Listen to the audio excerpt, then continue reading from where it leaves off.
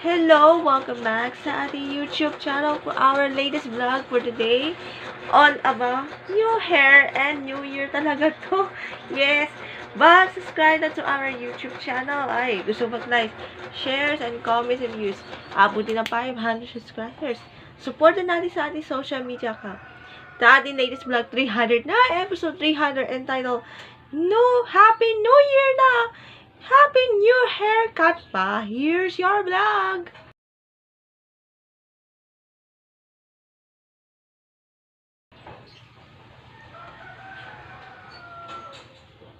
Okay, panoorin natin yung highlights tungkol sa bagong haircut ko.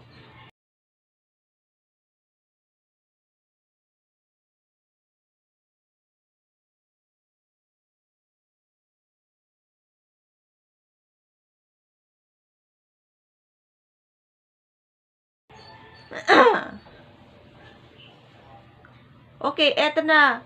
Last Tuesday, January 7. Eto, first 7 days of the year 2025, last Tuesday. January 7. Nakat hair na po. Short hair na. Yay! 2025 is a short hair. Look at this. It's a short hair. Kasi naisip ko, yung gagayahin yung cut hair ko, wala iba kundi ang ating DJ Dabarcats host ng Eat Bulaga, which is currently on TV5. Miss May Mendoza attire din, na ganyan na itsura. Look like May Mendoza. Yan. Yan. At syempre, after ng okay, prepare ako ng 4:30. And then, pupunta na sa haircut in Norcrest, Caloocan. Doon nangyari kasi na haircut. And, nangyari kasi kung May Mendoza or Icy Guerra yung haircut. Ang isip ko, pinahalong Icy Guerra ng 2004 at yung May Mendoza tayo ng last year. Ito yung itsura. Yay! Yay! 2024! Last year, 2025 na. And after haircut, may pakain. Courtesy of McDonald's na mushroom pepper steak na may rice with fries,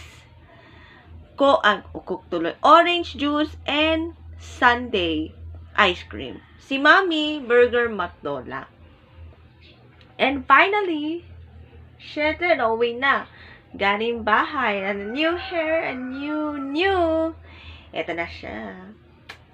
Okay, para sa mga tips, gusto mag-cut hair na yung 2025, dapat be safe. Dapat kung sa ASDA, other people, ano pong cut hair na gusto para sa taon. At syempre, tulong-tulong na tayo para mag-haircut para hindi maiwasan magkaroon ng karamdaman o may sakit gagaya ng anemia o leukemia. Kaya, inom ka na ng vitamins para iwas sa ating sakit niyan. Papasigla ng dugo. Kaya, the new haircut and new hair do for hair.